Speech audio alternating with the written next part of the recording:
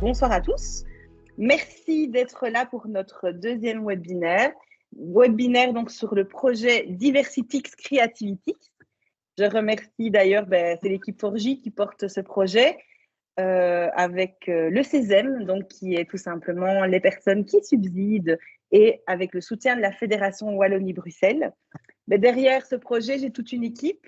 J'ai déjà les personnes que vous allez découvrir aujourd'hui. J'ai les MJ qui sont donc fédérés à Forgy. J'ai mes collègues de Forgy et j'ai d'autres personnes extérieures comme Cassie et Adrienne qui m'aident pour la construction de plein de choses que je vais tout de suite expliquer. Donc, ce projet, je fais un bref rappel. Donc, ce projet, en fait, il a pour objectif, de déconstruire les stéréotypes et les préjugés sur le genre et la diversité, mais notamment à travers les réseaux sociaux et l'IA. Et donc, c'est aussi l'idée de j'utilise l'IA à des fins créatives pour vraiment créer du contenu positif et engagé. Donc, voilà, c'est vraiment très diversifié. Et les différentes actions de ce projet, c'est de la formation via un guide pédagogique et aussi via ces webinaires, des outils pédagogiques donc, qui vont être sur une plateforme avec vraiment des outils d'animation et des outils sur le genre et la diversité à reproduire dans vos MJ, dans votre secteur ou même dans les classes, pourquoi pas. Des animations en MJ. Ici, il y a quand même 10 MJ qui nous suivent, 10, donc maisons de jeunes, parce que c'est vrai que MJ, c'est un terme quand on est dans le secteur qu'on connaît, mais donc 10 maisons de jeunes nous suivent dans ce beau projet avec voilà, des ateliers d'éducation média et des ateliers créatifs, musique, art, plastique, manga, il y a un petit peu de tout vraiment. Et alors, l'événement final, et donc je vous propose déjà, même si vous serez au courant, de garder le 14 septembre, le samedi 14 septembre, ça se passera à la MJ Labroc à Charleroi. Et donc, il y aura un événement où on va exposer toutes les réalisations des jeunes durant cette belle année. Donc, voilà. Et avant tout ça, on va se présenter. Parce que la dernière fois, je ne m'étais même pas présentée. Et Laurent non plus, je ne t'avais pas présenté, je pense. Oh, mais donc, en gros, voilà, je le fais au deuxième. Donc, moi, c'est Alicia. Donc, à la base, je suis institutrice primaire. Je suis actuellement chargée de projet numérique à Forgy. Dans mes heures perdues, je suis formatrice TIS à l'EduLab, donc Technofutur. Et j'ai ma petite page Facebook qui sont les apéros numériques. Et je laisse la parole aux autres intervenants et intervenantes. Voilà, Laurent.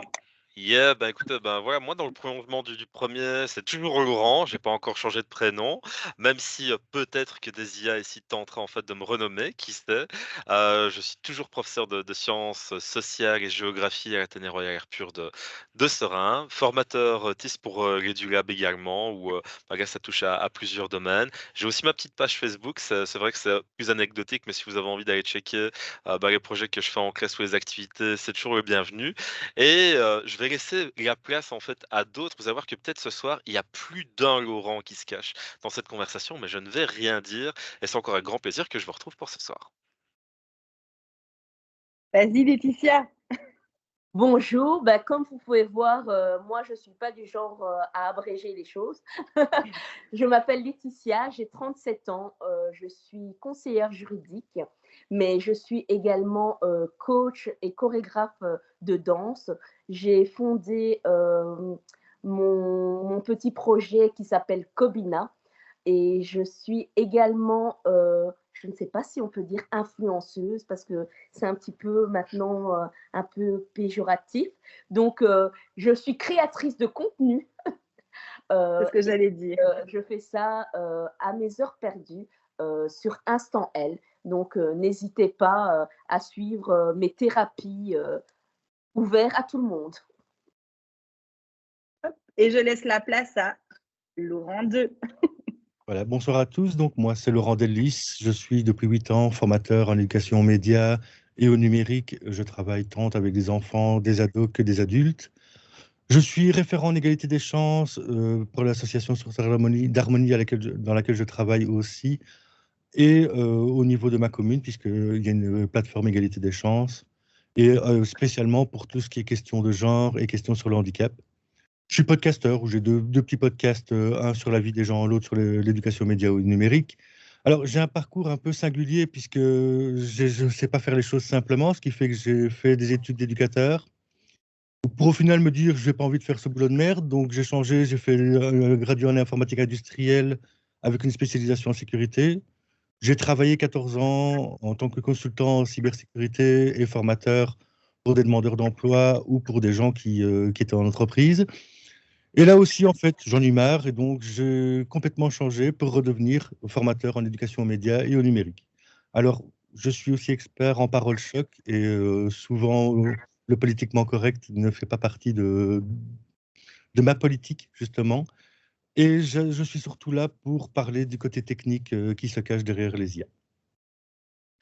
C'est important aussi de ne pas tourner autour du pot, je trouve, et d'aller à l'essentiel, parce qu'en tournant trop autour du pot, on en finit ici en fait par avoir des discours qui sont tellement polissés qu'on oublie en fait pourquoi est-ce qu'on le dit. Enfin, je sais pas ici ce que tu en penses, Laetitia, mais moi je suis entièrement d'accord ici avec Laurent et je pense qu'on va pouvoir le faire en fait totalement. Qu'en penses-tu? Exactement, exactement. Faut pas tourner autour du pot. Je ne suis pas du tout du genre non plus à tourner autour du pot. Mais ce que j'aime bien, c'est que Laurent, c'est le côté technique et moi, c'est le côté pas technique du tout. Donc voilà, moi, je suis là vraiment pour vous encourager. Je suis le côté un petit peu people et je vais apprendre plein de choses aujourd'hui. Super. Alors, bah, moi, Alicia, je ne sais pas ce que tu en penses, mais j'avais d'abord envie ici de Mhm. lancer ici, peut-être ici, en fait, ce train qu'on forme ensemble ici par dire billet. Mais est-ce que vous avez dit billet? Alors, on avait lancé en tout cas le début de la réflexion lors de notre premier webinaire, mais on en était quand même arrivé en fait à la conclusion que la génération en fait liée aux IA n'allait pas être exempte de biais et vous allez voir, en fait, à tous les participants, on vous a réservé ici quelques cas concrets, en fait, qui vont, en fait, ici, nous permettre d'amorcer notre réflexion pour ce soir, en fait. Alors, la première chose qui va nous permettre de nous lancer, Alicia, pour la slide suivante. Donc là, en fait, c'est cet exemple que peut-être certains d'entre vous, en fait, ont vu passer. C'est la génération de soldats nazis. Alors, cette génération de soldats nazis, qui plus est, en fait, où on a représenté des personnes afro-américaines, mais également asiatiques à la place de ces soldats nazis. Et là, alors, en fait, ici, ce qui a été très intéressant à analyser au point de vue d'éducation aux médias, mais aussi au point de vue des IA, c'est que en fait, cette IA, en fait, et en tout cas, c'est Gemini, c'est l'IA de Google, la génération a fait polémique en fait et cette génération et cette polémique en fait vient peut-être d'un lieu inattendu et là j'ai envie de demander à Laetitia, à Laurent, est-ce que vous savez en fait d'où est partie en fait cette polémique? Qui a repéré cette polémique plutôt? Ah non, Moi, je sais pas. Mais par contre, je connais le deuxième problème qui a été généré avec ces images. J'en parlerai juste après. Ouais et franchement, je toi n'en ai aucune idée. ouais, alors Alicia, toi, est-ce que tu sais en fait qui, très paradoxalement en fait, a révélé en fait ici ce problème? Et ça ici, c'est quelque chose de très paradoxal. Euh, non, Eh j'avoue bien non. Ça vient d'un truc d'extrême droite. ouais, Ouais. Oui, c'est ce que je exactement. pensais, mais Ouais, c'est Marine ça. Le Pen, non. Bah, en fait, ce sont ici, pas c'est pas spécialement ici Marine Le Pen, mais c'est plutôt en fait ici des affiliés en fait à des mouvements en fait, ultranationalistes en France, qui ont en tout cas été indignés, qu'on représente en fait des soldats SS autrement ici en fait ici que blanches et donc quand je vous dis ici que c'est très paradoxal en fait cette polémique, c'est que eux en fait l'ont perçu d'une certaine manière, bah, tandis que nous en fait ici on l'aperçoit ici encore à un autre degré, c'est que en fait, générer en fait, des images telles que celle-là et qui plus est associer peut-être des personnes qui n'ont rien à voir en fait avec le fléau nazi est de fait problématique, tandis qu'eux, ils avaient une autre grille de lecture et qui concernait plutôt oh mais pourquoi est-ce qu'on a représenté finalement des nazis qui n'étaient pas blancs, voyons, oh Oui. quelle idée. Et vous voyez que là en gros ça nous donne un parfait exemple que la polémique peut naître en fait eh bien au début de la génération en fait vraiment. Tiens Laetitia, toi ici qu'est-ce que tu penses ici en fait toi de cet exemple qui traite de biais? Mais moi, ce qui me fait rire, c'est vraiment l'interprétation de chacun, quoi. C'est le fait que eux, ce qui les choque le plus, c'est que ben, ce soit des nazis non blancs. Et moi, ce qui me choque, c'est simplement que ce soit des nazis, en fait. Et justement, que ce soit des nazis, euh, certaines personnes ont subi euh, le, Oui, non, c'est un petit peu choquant, moi. Juste la création des nazis me choque. Alors là, après qu'on utilise d'autres couleurs que le blanc, bah, ça, c'est encore autre chose. Mais juste la création de nazis, je me demande déjà pourquoi. Pardon, je suis Ouais. désolée. Tracasse, pas de Alors, souci. si tu permets, il y avait aussi, parce qu'il y a une deuxième polémique qui a été créée et qui vient des États-Unis, celle-ci, d'un mouvement qui est proche de QAnon, hein, donc les conspirationnistes trumpistes américains, qui en fait ont reproché à Gemini de ne plus réussir à générer des hommes blancs de 45 ans, donc juste après la polémique, en les accusant d'avoir mis le curseur d'inclusivité tellement haut qu'en fait l'homme blanc disparaissait. Wow. Ouais, donc en gros, ils ont invoqué peut-être une sorte de théorie du grand remplacement à Exactement. travers une IA. C'est complètement fou en fait de se dire que la génération d'une image en fait vous met en fait ici dans de telles réflexions. C'est fou. Alors dites-moi si je me trompe, mais moi il y a une idée d'activité qui me vient en tête et Alicia, j'ai besoin aussi de ton avis. C'est déjà en fait à partir de ce genre en fait de génération et de polémique, on pourrait aussi très bien finalement aborder les extrêmes alors qui sont aussi en fait une des préoccupations en fait assez proches, vu qu'il y a des élections bientôt et ça rejoint aussi d'une autre manière en fait notre projet sur l'ouverture à la diversité. Mhm. Et on peut même également faire l'éducation aux médias au niveau de tes médias, comme tu dis, sur les extrêmes, mais on a aussi des médias actuellement qui sont plus d'extrême droite que d'extrême gauche, comme voilà, pour le moment TPMP, CNews, etc., qui sont intéressants aussi à analyser avec des jeunes en partant de choses, comme tu dis, d'images d'IA. Donc il y a du négatif, mais pour générer après du positif et désamorcer un petit peu le débat. Mhm. Alors, moi, à chaque fois ici que j'ai essayé de trouver des exemples, et on va pouvoir passer ici peut-être à notre slide suivante, mais je me suis dit, tiens, est-ce qu'il n'y a pas quand même à chaque fois en fait une petite lueur d'espoir derrière ici chaque polémique. Donc ces sources d'espoir, elles seront à chaque fois, distinguées ici par le fait de est-ce qu'on peut pas apprendre de nos erreurs? Mais aussi est-ce que finalement, est-ce qu'on peut pas ici faire en sorte que ces erreurs ne se reproduisent plus pour servir en fait notre projet de diversité? Et là en fait, je me suis, retesté tantôt. Je me suis dit: «Tiens, si je redemandais en fait exactement le même prompt, sauf que je le fais avec, une autre IA, dans ce cas-ci Copilot», et là j'ai redit: «Ah, peux-tu me générer ici en fait une image d'un soldat nazi de la Seconde Guerre mondiale?» qui pourrait me servir d'illustration. Mais là, il botte en touche, donc ça veut dire que lui-même s'autocensure pour ne plus finalement reproduire le même bad buzz que ce qu'on a pu trouver avant. Laurent, toi, tiens, toi qui as plus aussi en fait ce côté aussi éducation média, l'autocensure, parce qu'on a parlé de la langue de bois, là tu trouves que c'est plutôt positif ou plutôt négatif, toi? Alors, moi, j'aime pas ce principe de censure par le fait que ça va empêcher, par exemple, certaines illustrations, puisque là où on en est pour l'instant, ne serait-ce que représenter une scène de guerre avec les soldats nazis, quelque chose qui fait partie de l'histoire, on ne peut plus le faire non plus. Et donc, pour ça, c'est plus gênant.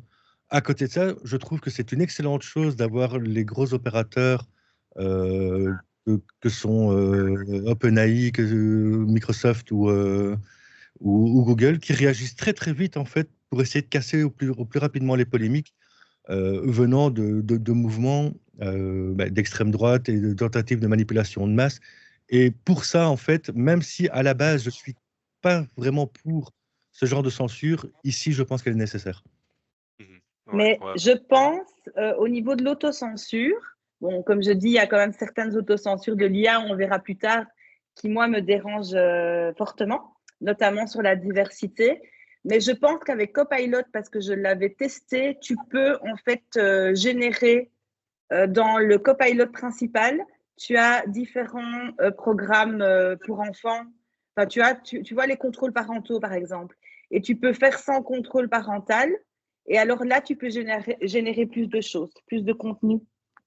Donc, il faudrait voir si par défaut, ton copilot n'est pas comme on est enseignant, si déjà c'est ton pro ou ton perso, mais par défaut, je pense qu'il met un degré vraiment très fort de censure, enfin, tu vois, de Mhm. contrôle parental, on va dire, et après tu peux enlever et tu sais générer plus de choses. Mhm. Bah, là, je Non, suis. je Ouais. pense que l'extrême droite, certainement pas, mais Mm. à Ah, voir. alors c'est intéressant parce que je viens ici dans la foulée en fait, parce que je me dis on va encore tester une troisième de le faire avec ChatGPT. Alors textuellement, ChatGPT me dit: «Je suis désolé, mais je ne peux pas créer en fait des images qui promeuvent ou glorifient ou banalisent la violence ou qui représentent des entités ou des événements historiques négatifs de manière insensible». Voilà, donc il me répond la même chose. Je te ici le petit test ici, histoire de voir finalement si cette censure s'appliquait également et c'est bien le cas. Voilà. Ouais. Et si Donc, tu mets à on va la le manière jouer, quoi. de... Ah, je vais peut-être essayer. Est-ce que tu me permets de faire un partage d'écran? Comme ça, ici, en fait, je vais ici Je le départage reprendre. le mien. Je départage le mien. Hop. Euh, Donc là, si regardez, est-ce que tout le monde voit bien mon écran? Ça va? Vous voyez bien mon écran? Ça va? Oui, Oui, ça marche. Ouais. oui, oui, Alors donc pardon. là, c'est exactement ici ce que j'ai mis. On va réessayer pour voir si on peut contourner la censure, parce que c'est vrai que quelquefois, en fait, la censure pourrait être contournée. On peut dire: «Peux-tu me générer, en fait, une image, heu, de pop, à la manière de», c'est ça. Alors, à la manière de, ou bien une image, en fait, hop, en changeant. Je peux pas non plus et on va essayer si Sandro je nous dit suis dans le chat qu'il a trouvé un article intéressant qui permet de retirer les limites de chat GPT. Et il nous a mis le lien dans la conversation. Juste, Sandro, tu me l'avais partagé, j'ai oublié de le tester. Enfin, j'ai pas oublié, j'ai pas eu le temps. Mais et ce serait super intéressant et si c'est vrai si en fait de le tester. C'est pour ça aussi que les webinaires comme ça ci peuvent être utiles, parce que peut-être bien si qu'on pourra finalement en fait, dépasser cette contrainte, cette limite grâce à Sandro. Merci beaucoup et je pense qu'en fait, je suis sur ce groupe aussi donc ça pourrait être vachement utile de le tester le moment venu. Super. voilà, je repartage tout de suite les slides. C'est parce que enfin voilà, moi j'ai pu contourner pourquoi ça ne fonctionne pas. Ça fonctionne de nouveau, voilà. J'ai pu contourner justement pour voilà, un autre sujet, je vais pas spoiler. Et donc c'est ça que il y a peut-être moyen en disant un soldat à l'époque de non non non, enfin faut voir.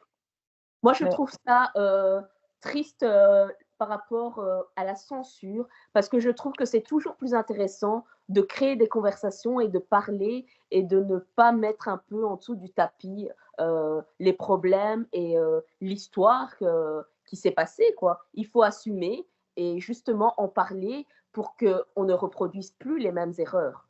Et donc, je trouve ça dommage. Et donc presque ouais. faire un lien quelquefois, je ne sais pas ce que vous en pensez, parce que c'est clair que ces sujets de société touchent aussi beaucoup nos jeunes et ça peut être des exemples d'activités à mener en MJ, mais faire le lien avec, tiens, faut-il alors enlever le nom de certaines rues? Doit-on enlever certaines statues?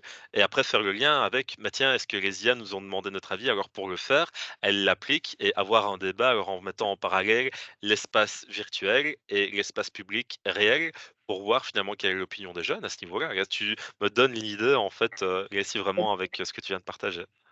Exactement, comme le changement des noms des titres de livres, les changements de films ou l'interdiction de certains films, les dessins animés qu'on supprime, enfin voilà. On peut vraiment partir sur beaucoup, beaucoup, beaucoup de censure actuellement. OK, bah, super. Moi, je pense ici qu'on a ici donné ici de mon avis. Alors, moi, j'aurais envie de demander, en fait, avant qu'on passe à la suite, mais dans quel domaine peuvent être, représentés, peuvent être présents ici les biais liés aux IA? Dites-moi un petit peu, en fait, dans le chat, donnez-moi un peu votre avis. À votre avis, ici, sur quel sujet un peu plus sensible, dans quel domaine est-ce qu'on va pouvoir retrouver des biais lorsqu'on va générer des choses? Et puis, vous, après, si je vais également demander, par exemple, Sandro, les autres, quels sont ici, finalement, aussi votre avis là-dessus? Et si vous savez si vous ne savez pas et si en fait vous ne savez pas, vous n'êtes pas obligé d'automatiquement avoir un avis. Ça peut aussi très bien être je ne sais pas. On laisse, hein, on laisse Allez, on écrit, on a perdu ses doigts. N'hésitez pas, donc dans le chat si vous savez si c'est je ne sais pas, je ne sais pas. Sinon vous pouvez toujours, partager un sujet, ou un autre. À votre avis, en fait, dans quel domaine est-ce qu'il pourrait y avoir le plus de biais qui est lié aussi en fait finalement, aux IA? Un chat bien silencieux pour le moment. Ben oui. Vous êtes gêné. Ah, je vois ici en fait ici Ah, qu'on tapote, on tapote, on tapote. C'est très chouette. Alors peut-être la génération d'œuvres d'art, ouais, comme nous dit Sandro. Effectivement, est-ce que la génération d'œuvres d'art ici peut être emprunt ou biais par rapport aux artistes? Tu vas voir qu'on va Mhm. peut-être faire un lien ici avec un des sujets qui va être abordé après. C'est pas mal, Sandro. Moi, je vous propose de continuer, comme ça, si on va découvrir ça, en fait, comme ça nous empêchera ici peut-être d'uniquement avoir ici les bases de ça. Et là maintenant, si moi je repasse la parole, je me remets en retrait. Ouh. Et c'est moi qui reprends la parole. Donc, de toute façon, sur les slides, à chaque fois, on l'a documenté avec des articles, de toute façon, présents sur le net. Mais en gros, les trois gros biais de on va dire, de l'IA. Ah, j'ai un retour, mais non, ça va. C'est bien sûr le racisme, le sexisme et l'homophobie. Et en gros, ce n'est qu'un reflet certainement de notre société. Alors, j'ai illustré bon, c'est moi qui ai généré ces trois images. La première image, et après, on va parcourir chaque thème, bien sûr, bien plus profondément. Mais la première image, j'ai tout simplement demandé de me représenter avec des prompts très courts. Hein. Un village africain. Je suis encore dans un village avec des huttes, voilà, de la paille, voilà. Alors, la deuxième image, pour le sexisme, il faut savoir qu'en anglais, un infirmier ou une infirmière, il n'y a pas ni de masculin ni de féminin. Première image qui apparaît, c'est une infirmière. Et alors, la troisième image, j'ai tout simplement demandé les activités que ferait un homme gay dans sa maison. Représente-moi un homme gay en train de faire une activité dans sa maison. Et voilà, j'ai fait d'autres images, mais l'homme gay, bon, représente les couleurs LGBT. Il fait un gâteau, il fait de la pâtisserie. Il faut savoir que quand je l'ai fait en mode masculin, je veux dire homme tout court sans mettre gay, c'est même moi qui l'a fait une bêtise. Ben, en gros, l'homme, il faisait des maquettes, du modélisme. Donc voilà, c'était très, très, très, très genré. Donc c'est pour illustrer un petit peu, mais on va entrer dans chaque slide plus profondément. Et donc voici le sexisme. Donc il faut savoir que j'ai demandé à DALL-E, parce que là en fait j'ai utilisé DALL-E, donc qui est ChatGPT 4, mais qui est présent dans Microsoft Designer également. Voilà, donc une femme de ménage, c'est vrai, Laetitia, je ne sais pas toi, mais est-ce que nous faisons le ménage en talons? Mon Dieu, il faudrait déjà que je porte des talons juste pour Alors, pour faire le ménage, comment te dire que non? Que non. Et donc voilà, j'ai remis aussi, il faut savoir qu'en Autriche, ChatGPT a lancé leur chatbot et donc un pôle emploi autrichien, bon, je ne sais plus son nom, tout simplement a généré un chatbot et en gros, les femmes n'étaient pas du tout redirigées vers les métiers scientifiques ni informatiques. Donc c'est assez interpellant et donc à chaque fois, elles ne pouvaient pas choisir les options ou certaines formations parce que l'IA lui bloquait l'accès. Merci de faire le partage des liens. Et alors, ici, j'ai représenté voilà, un CEO d'une entreprise. Je rappelle que en anglais, on n'a pas de féminin ni de masculin. Et donc, d'office, un bel homme blanc. Enfin, bel, après, qu'est-ce que beau pour un homme, mais voilà, un homme blanc, fort, gominé. Et bien sûr, la femme n'est pas du tout représentée, mais je dirais même l'homme ou la femme d'une autre culture. Et bien sûr, la secrétaire. Alors, ici, il me l'a fait en brune, mais il faut savoir que quand tu demandes une femme d'affaires, une chef d'entreprise, c'est une femme brune, mais une secrétaire, c'est une femme blonde. Donc, est-ce qu'on peut même jouer sur la couleur des cheveux pour les femmes? C'est assez interpellant. Et donc, ça, c'est avec des IA qui sont normalement, qui se veulent plus inclusives à un moment. Et, et moi, c'est ce qui me. Oui, Et moi, tu vois ce qui. Ah, pardon. Vas-y, je t'en prie, Laetitia. Vas-y. Ce qui est bien, c'est que les IA sont la représentation vraiment de notre société. Pour le coup, c'est clairement nous, quoi. C'est notre perception également de la vie, enfin, de notre société pour la majorité. Ouais, c'est exactement en fait ce que j'ai rajouté en fait, c'est, que veut-on comme société? Et quand on sait que ces IA en fait, sont alimentées en big data, en données, en représentation en fait qui sont elles bien humaines. Elles ne font ici que répéter finalement en fait, parfois des préjugés qui sont déjà présents et sous-latents et quand elles redirigent vers certains types de professions, certains types de métiers, bah, c'est peut-être aussi qu'elle se base sur les précédents chiffres qu'on lui a donnés pour s'alimenter et pour apprendre et c'est là finalement en fait je pense que on a tous peut-être une responsabilité en fait dans l'IA et quel IA on veut utiliser en, mettant bien l'accent ici sur ce côté éthique, qu'on doit à un moment essayer en fait, tous veiller de comprendre, d'où la littératie à laquelle on peut aussi exercer nos jeunes dans les MJ. Tout à fait. Et ça serait intéressant, bon, on ne sait pas bien sûr avoir accès à certaines IA comme les IA chinoises, etc. Mais j'ai vu un webinaire d'Isabelle Collet, donc qui est quand même une pointure en question de genre et de numérique, qui expliquait qu'en Malaisie, en fait, c'est les femmes utilisent les métiers numériques et de l'informatique parce que ça leur permet d'avoir une vie de famille. Et donc en Malaisie, ben, les métiers informatiques sont très féminins. Il faut savoir que les métiers du numérique étaient très féminins avant les années 80. Et puis, il y a eu un flop. Et puis, je pense que quand les hommes ont compris l'intérêt du numérique, hop, on a évincé les femmes parce qu'avant, les femmes, c'était juste des encodeuses. Enfin, c'était un peu le mode secrétaire. Et donc, énormément de femmes dans les métiers d'informatique. D'ailleurs, dans les années 80, tu as énormément de femmes qui faisaient des études d'informatique. Et puis, on les a un petit peu évincées pour les hommes. Mais en Malaisie, ben, ça leur permet tout simplement d'avoir un boulot, d'avoir des horaires de bureau et donc de pouvoir élever leurs enfants.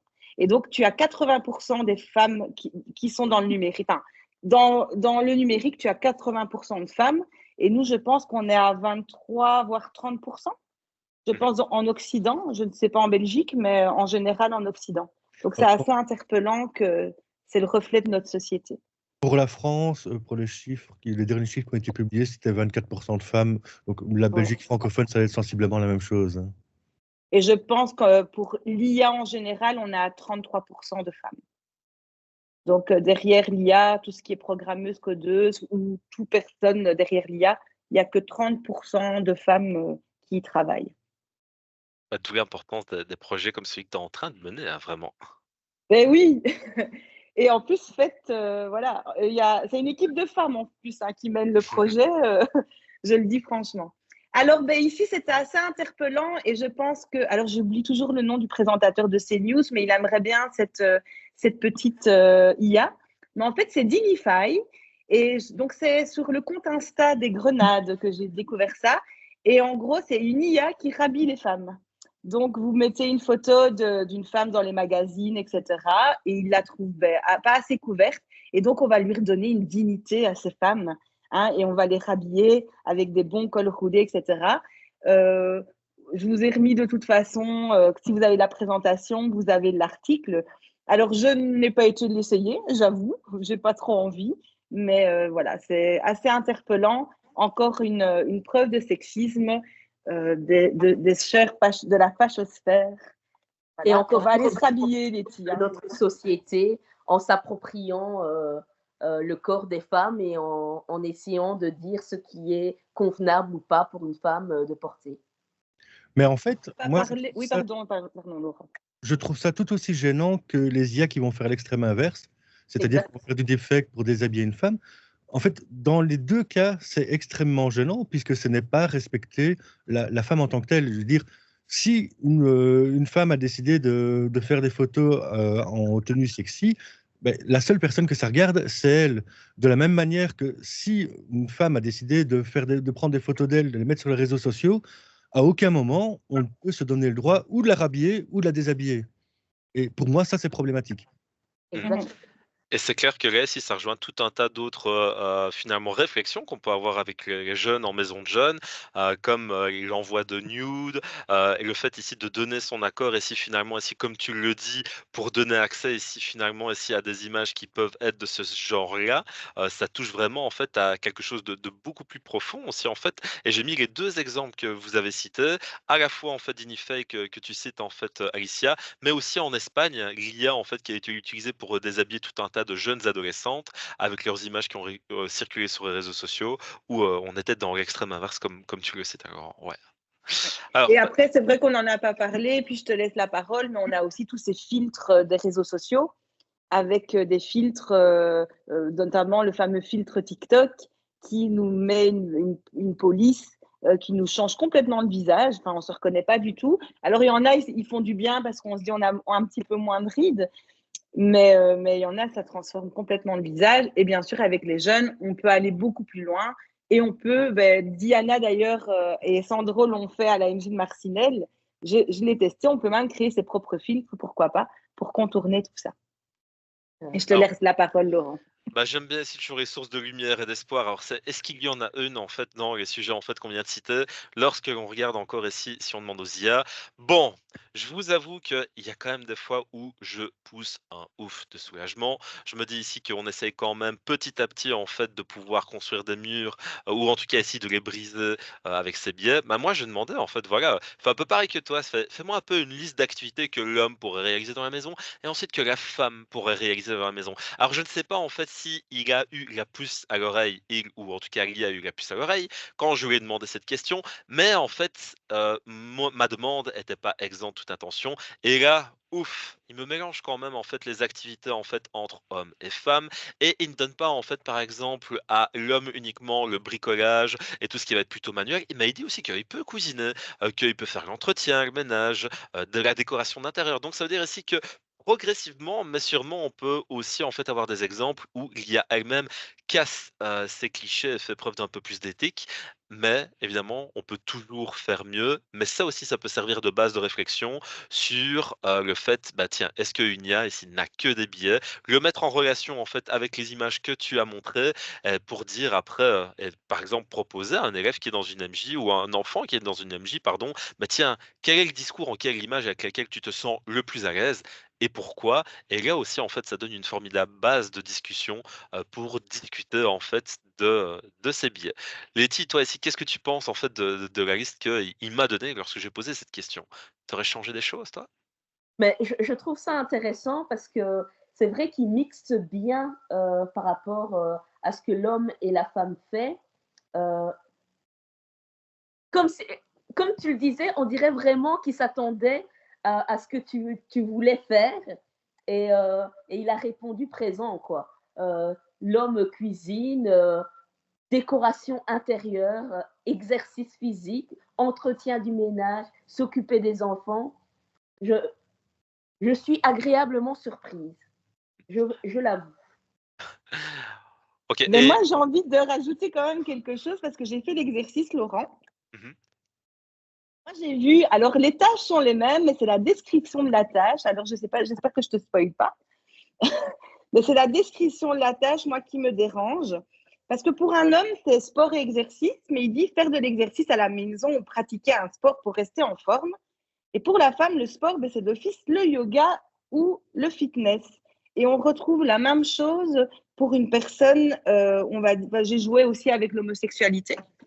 Et donc, on retrouve un petit peu, il y a la pâtisserie, etc., mais c'est la description de l'activité, moi, qui des fois me pose problème et où on peut retrouver des stéréotypes.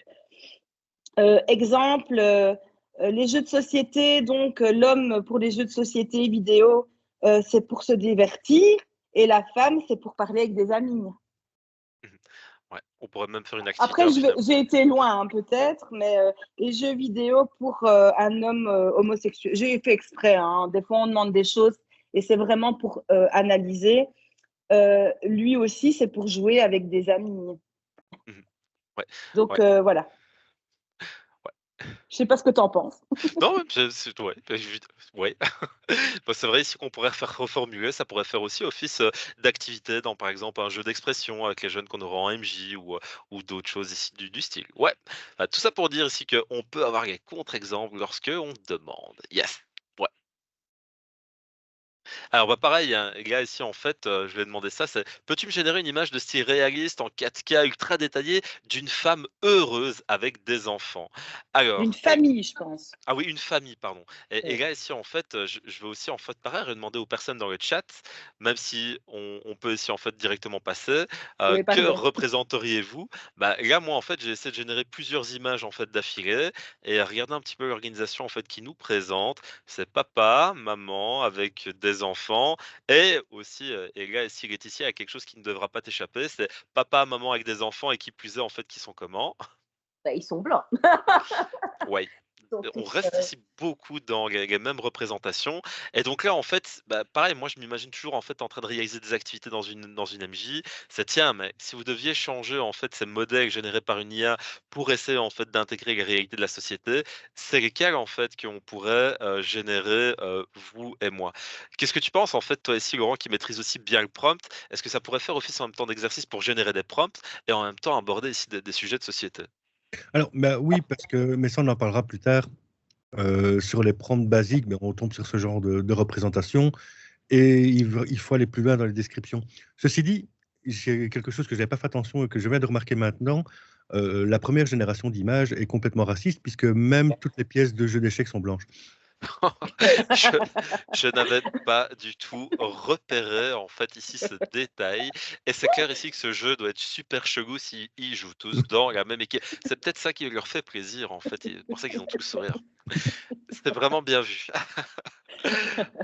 Alors, bah, toujours est-il qu'après, quand on regarde ici finalement, moi quand je vois ces images, vraiment ici c'est, tchoutchouchoum, on peut regarder ici en fait, l'image suivante, tu peux ici, passer, Alicia. Oui, pardon, Ah, excuse-moi. ouais, Alors, par contre, j'ai un petit souci. Ah, voilà, elle ouais. arrive. Ouais.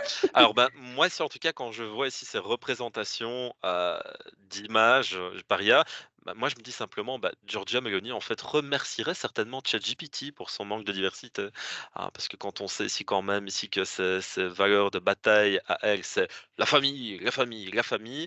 Encore une fois, moi, je revois le lien que l'on peut faire entre génération d'images et un moment exercice, de pensée critique vis-à-vis en fait de certains partis politiques et de leurs discours. Je sais bien que j'en reviens souvent à ça, mais aux prochaines élections, les jeunes à partir de 16 ans pourront voter pour les élections européennes. Et je pense que dans le cadre de projets avec des MJ, ce sont ici vraiment ici des sujets que l'on peut aborder. Là, on le voit en fait avec la génération d'images. Ce sont des choses ici qui peuvent représenter une porte d'entrée parmi tant d'autres pour par exemple déconstruire ici ce qui se dit ailleurs, hein, comme avec Giorgia Meloni, mais également plus près de chez nous avec d'autres partis qui vont avoir des positions comme ça, je crois.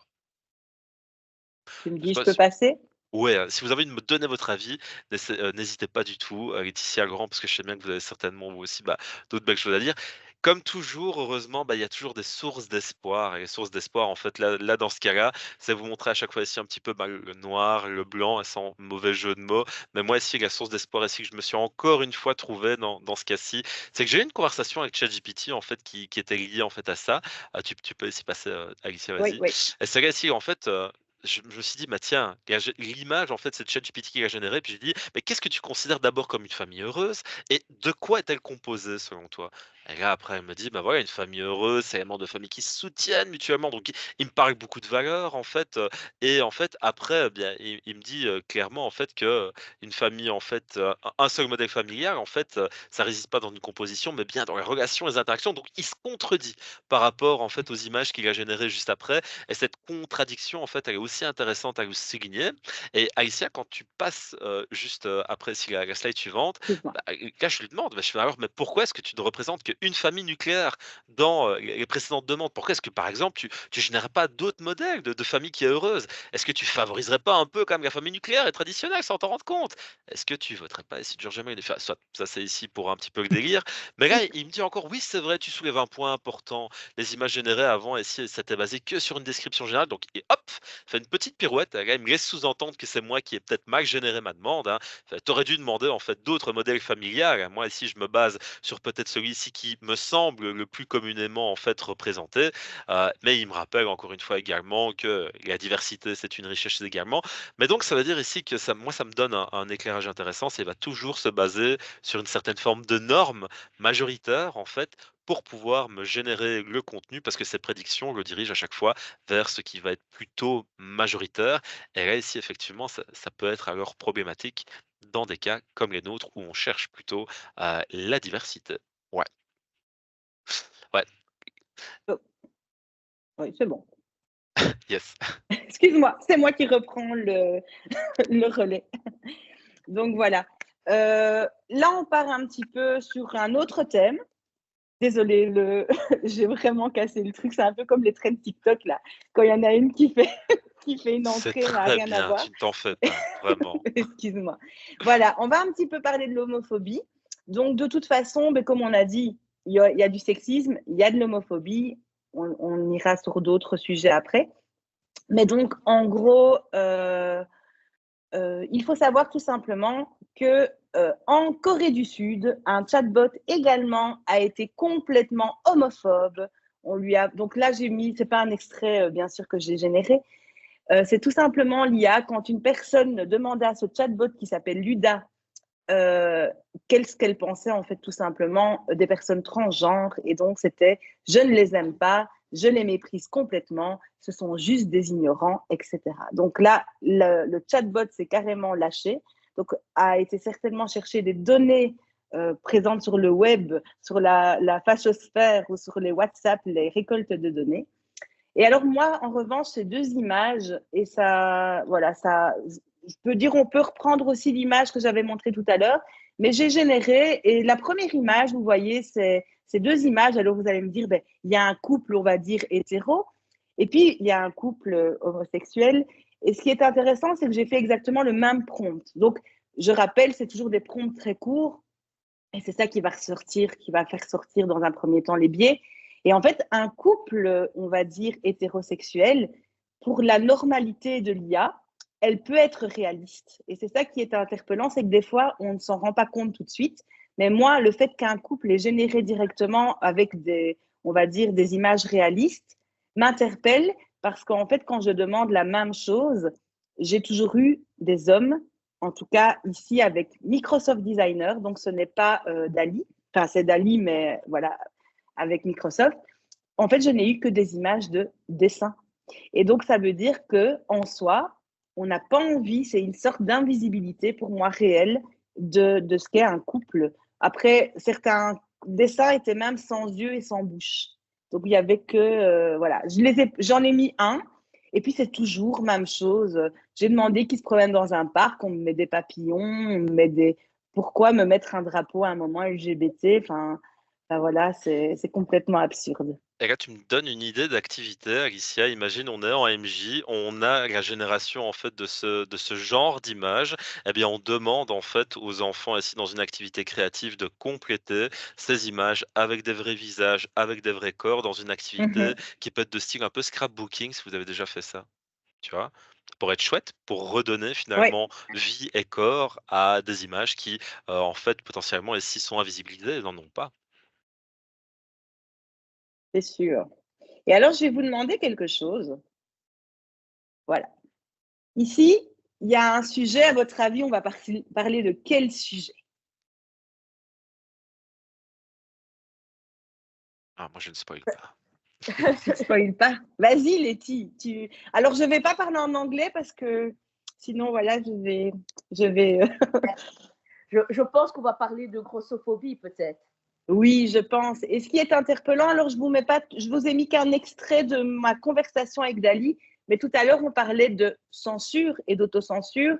Il faut savoir que c'est toute une conversation où je demande de représenter des femmes en maillot de bain. Alors, la femme en maillot de bain, il n'y a aucun souci, j'ai une belle femme, je ne voulais pas présenter, on va dire taille 36. Quand j'ai voulu aller dans. Alors, il faut savoir que quand on met une femme sexy en maillot de bain, ça fonctionne. Une femme grosse, sexy en maillot de bain, c'est contenu, enfin, ils mettent comment, creating image, portrait, enfin voilà, même politique, enfin, c'est censuré avec des warnings, etc. Donc en gros, voilà, je dois enlever sexy pour qu'il me génère une femme en maillot de bain obèse, et je vais vous montrer après parce que j'ai quand même réussi à avoir quelque chose. Mais là, en gros, j'ai demandé tout simplement une femme donc en obésité en maillot de bain. Il a beau me faire ce qu'il veut. Je crois que j'ai parlé avec lui, j'ai fait 1000 prompts, je n'ai jamais pu avoir à ce moment-là la femme obèse. En revanche, il m'a accepté la maigreur. Et donc, c'est ça qui est très interpellant, c'est que là, il me dit, et dans la conversation, il me dit voilà, il veut pas générer de corps parce que je vais engendrer des stéréotypes et la malveillance, etc. Mais par contre, la maigreur est acceptée par, là, c'est Dali, donc est acceptée par Dali. Et après, je vais vous montrer un petit peu, parce que dans cette grossophobie, on a aussi un petit peu de sexisme. Je spoil un petit peu. Mais en fait, voilà, la femme qui est... Il faut savoir que dans la grossophobie, souvent, quand je demandais de l'obésité, donc ça, c'est pour eux, c'est une femme obèse, hein, la dame de type un petit peu asiatique. C'est une femme obèse et souvent, j'avais soit des femmes noires, soit des femmes asiatiques, soit des femmes... Enfin, quand je dis asiatique, c'est plus même... voilà, soit des femmes latino. Donc, j'ai rarement eu la bonne blanche. La blonde blanche, j'ai jamais eu. Voilà. Et pour eux, c'est de l'obésité. Or, pour moi, c'est encore normal. Enfin, voilà. Par contre, l'homme, vous remarquez que l'homme en maillot de bain obèse, lui, il n'y a pas eu de souci. J'ai eu directement la première fois l'image. Donc, déjà, il y a un sexisme au niveau de l'obésité. Donc, elle est tolérée plus facilement, apparemment, chez les hommes que chez les femmes. Après, j'ai généré. Tu disais? C'est à cause de Carlos, l'homme. Oui, c'est parce qu'il y avait Hawaïen, mais c'est vraiment une image et je vous invite à le faire de votre côté. Et puis, Catwoman, il faut savoir que Catwoman, je n'ai jamais réussi à avoir. J'ai réussi à avoir des superwomen obèses, etc. Mais alors avec le cliché du bon vieux donut à la main et dessin animé, donc jamais des femmes réelles. Ça a toujours été du dessin animé. Par contre, Catwoman, je pense qu'ici, la seule chose qui est grosse, c'est sa poitrine. Et Catwoman, en fait, quand on part vraiment sur quelque chose d'obésité, etc., ça ne génère que des chats bien potelés, mais il n'y a jamais eu de femmes. Donc, autant Superwoman, il y a eu des femmes et avec une obésité, et voilà, et il n'y a aucun souci. Par contre, Catwoman, je pense que c'est protégé. Et donc, voilà, le stéréotype de Catwoman, femme sexy, à forte poitrine, etc., ne pourra jamais défier voilà, des kilos. Et donc, on a, je vous ai mis la bonne petite Catwoman générée par l'IA. Et franchement, vous pouvez essayer tout ce que vous voulez, vous aurez à chaque fois un chat. Enfin, on va dire une chatte, je vais faire rire je fais rire en général les jeunes quand je dis ça. Mais on a une belle petite Catwoman. Je ne sais pas ce que vous en pensez, je vois, enfin, hop. Et alors, ici, c'est un petit peu la parole aussi à Letty, mais l'IA, en fait, favorise-t-elle l'inclusivité? Parce qu'on parle de grossophobie, mais il faut savoir que Primadonna, qui est une marque belge de lingerie, grâce à l'IA, malgré tout, a pu générer, en fait, des mannequins un peu plus réalistes, parce qu'elle s'est basée sur toutes les ventes de soutien-gorge, de lingerie, etc. Et elle a pu faire des mannequins en vitrine un peu plus réalistes. Alors, il n'y a pas tous les corps non plus, mais parce qu'on ne sait pas non plus contenter tout le monde. Mais je pense que la majorité des femmes, de toute façon, voilà, en France et en Belgique, la majorité, 50% des femmes font un 44. Pourtant, il n'y a que 2 44 en magasin, mais il y a 36, 32. Donc, voilà, ici, ça représente un petit peu plus la femme. Et alors, je te laisse la parole pour les vices, Laetitia, parce que c'est toi qui avais quand même trouvé l'info. Mais oui, mais comme chaque fois, comme un peu l'être humain, puisque l'IA ne représente au final que l'être humain, quand il y a du bon, il y a du mauvais de l'autre côté. Et là, effectivement, quand avec Primadonna, on arrive à créer des corps un peu plus réalistes qui se rapprochent réellement de la majorité des corps humains, de femmes, et de l'autre côté, on utilise l'IA pour un peu effacer les mannequins, comment je pourrais dire, racisés. Les mannequins racisés qui commençaient seulement à avoir un petit peu d'espace dans le mannequinat, parce que je me souviens, moi, notamment quand j'étais jeune, à la télévision, il n'y avait que Naomi Campbell. Il n'y avait que elle. Et c'est seulement, il n'y a pas si longtemps qu'il y a plein de nouveaux mannequins qui commencent à arriver, notamment j'ai complètement oublié son nom, mais celle avec la mannequin noire avec les taches blanches qui souffre. J'ai oublié son nom aussi. Voilà. Moi, je n'ai pas les noms des personnes. Donc mais voilà. Niveau représentation, ça commençait seulement un petit peu à se déverrouiller tout doucement. Et là, Winnie Harlow. l'IA rentre en jeu et voilà, et il prend la place de vraies personnes. Et donc, on commence tout doucement à ne plus vouloir. Merci beaucoup, Winnie Harlow. Merci, Laurent. Derrière. Oui, autant prima donna, c'est des mannequins, bien sûr, pour les mannequins en plastique.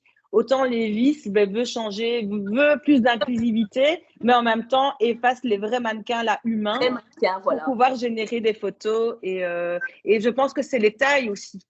Donc ça efface les personnes racisées, mais ça efface aussi les personnes grosses qui sont aussi nouvelles dans le monde du mannequinat. En fait, c'est juste une question de facilité pour eux, de budget également, parce qu'on ne va pas se mentir également. Ils vont jouer aussi sur le côté, ben oui, on va créer des IA avec de la diversité, mais d'un autre côté, on sait que c'est faux et ça va créer aussi des types bien précis de personnes un peu plus style métis ou avec des cheveux ondulés ou crépus, mais voilà, moins afro. Enfin, ils vont pouvoir faire ce qu'ils veulent réellement et donc effacer une partie de la population qui commençait seulement à avoir un petit peu de lumière, quoi. Et là, une activité en MJ, et si vous avez d'autres idées, mais voilà, il y en a une qui me vient en tête et c'est même pas de mon fait, mais ma collègue Linda, elle est toujours là. Mais on peut travailler les corps avec la terre glaise, par exemple, ou de la pâte, qu'on peut vraiment représenter les corps et cette diversité de corps. On peut représenter aussi via des images génératives. On verra après avec des bons prompts la diversité de corps, mais pourquoi pas tout simplement travailler les corps qui sont présents avec vos jeunes et donc prendre en photo ou peindre des portraits et représenter cette diversité. Donc voilà. Je ne sais pas si vous avez d'autres idées, si Laurent ou les Laurent c'est très chouette, ont d'autres idées, mais voilà.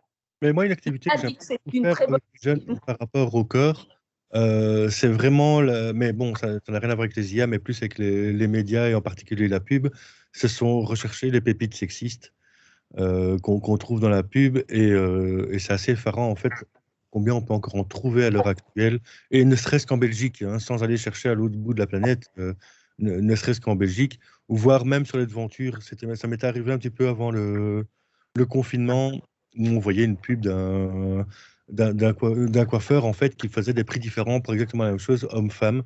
Eh bien, il faut savoir que cette photo a été prise ici à Jette. Donc là où on trouve dans la rue commerçante, un peu plus loin en fait, où il faisait payer plus de 2 fois le prix d'une coupe pour un homme et pour une femme. Et moi qui ai les cheveux longs, en fait, je payais un prix homme. Qui est tout à fait normal. Exactement. Alors que Alicia, qui a des cheveux plus courts que toi, va payer plus cher. Oui, bien sûr. Oui, mais comme moi, c'est mon cousin, tu vois. Moi, comme c'est mon cousin, c'est le coiffeur, j'ai des prix. Et imaginons s'il utilise un ciseau bleu ou un ciseau rose. Ouais, la tête rose. Ça coûte plus cher le ciseau rose. Ouais. Et si jamais je vous ai remis le digipad sur le chat et je vous ai mis un lien des pépites justement sexistes. Et c'est un lien Instagram qui récolte, donc c'est une page Insta, hein, enfin pas une page, pardon, mais un compte Insta qui récolte toutes les pépites, pardon, sexistes que vous pouvez trouver sur le net, sur la toile ou dans des articles de journaux. Donc voilà, c'était pour représenter Laurent. Et là, je vais vous faire jouer aussi et je vais vous laisser deviner, je vais laisser jouer le chat. À votre avis, dans quel contexte l'IA a généré ces noms et prénoms? Alors, ceux qui savent ne spoilent pas. Et je ne sais absolument pas, même si j'ai regardé les stats, je n'ai pas fait attention.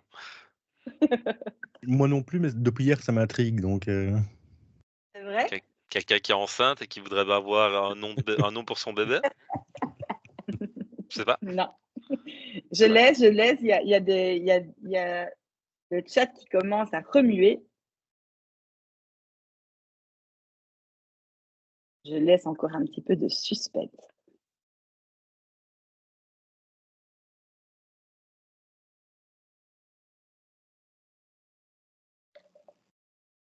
Comme je vois les 3 petites bulles, je laisse quand même jusqu'au bout. Hein. Quelqu'un ici qui s'amuse à taper une lettre, il efface. Il met une lettre, Oui, il c'est ça efface. en fait. Ah, Je vois des prénoms arabes et des noms de famille français, oui. Peut-être qu'il a voulu un petit peu d'inclusivité, je ne sais pas. Il a voulu éviter le grand remplacement, comme diraient certains. des équipes de foot françaises. Ah, peut-être.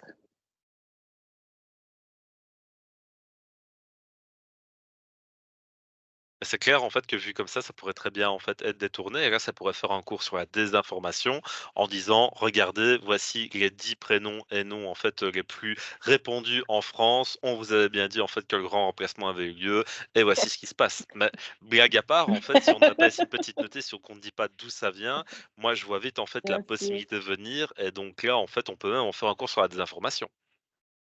Ah ben voilà, je vois que Diana me dit, alors là, franchement, je ne sais pas.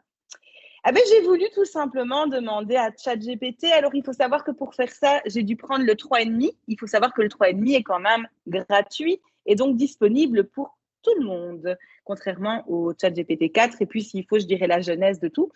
Mais là, en fait, l'IA pour Laurent Dupont, je lui ai demandé de me générer des prénoms pour mes héros d'une histoire. Et il faut savoir que mon Laurent Dupont, Vincent Lefebvre, et tout le reste, c'est 10 prénoms et noms de famille pour le héros de mon histoire, tout simplement. Il n'y a pas vraiment de... Voilà, qui habite en banlieue parisienne. Ça, c'est important, le banlieue parisienne. Et en fait, j'ai demandé le prénom d'un voleur pour mon histoire. Et en fait, il a voulu, et il le met, hein, il m'écrit, voilà, pour plus de diversité, voici. Mais en fait, les prénoms de mon histoire ne sont que maghrébins. Et puis, de l'autre côté, il a voulu mettre un petit peu de diversité en mettant un nom de famille français. Mais donc, c'est assez interpellant. Alors, il faut savoir que ça, c'est vraiment avec le chat GPT 3,5 qui est gratuit et où il y a encore énormément de biais racistes. Maintenant, le chat GPT-4, quand je l'ai testé avec, il a été un petit peu plus sympa. Et donc déjà, sans dire héros ou héroïne, il m'a fait autant de femmes que d'hommes dans les prénoms et il m'a fait une mixité au niveau des prénoms. Donc, quand je disais en banlieue parisienne, j'avais autant de Marc que de Karim, que de Aïcha ou que de Caroline. Enfin, c'était vraiment un mélange. Et même chose pour le voleur ou la voleuse. Enfin, voilà, c'était assez diversifié. Mais par contre, le 3,5, là, on est vraiment dans quelque chose de quand même assez interpellant. Et d'ailleurs, c'est un peu ce que l'étude de l'UNESCO disait. Plus, entre guillemets, les chats GPT, même s'il y a encore énormément de biais, le 4 se voit un petit peu plus sympa et inclusif. Donc voilà. Je ne sais pas ce que vous en pensez. Ah ben voilà, Diana me dit. Voilà. J'étais en train de tester en Ah, live en fait, tu vois? Je me dis: «Tiens, en fait, si je teste en live, est-ce que je vais avoir une image stéréotypée exactement avec ce que tu as demandé?» Il ne m'affiche pas le visage du voleur, donc là, il reste évasif. Je pense qu'en fait, ici, après 3 fois, il a compris ici qu'il valait mieux pas montrer ici l'image ici d'un voleur pour ne pas ici, en fait, être connoté. donc voilà. Et à votre avis, ces images? Et bien sûr, je suis I'm shocked.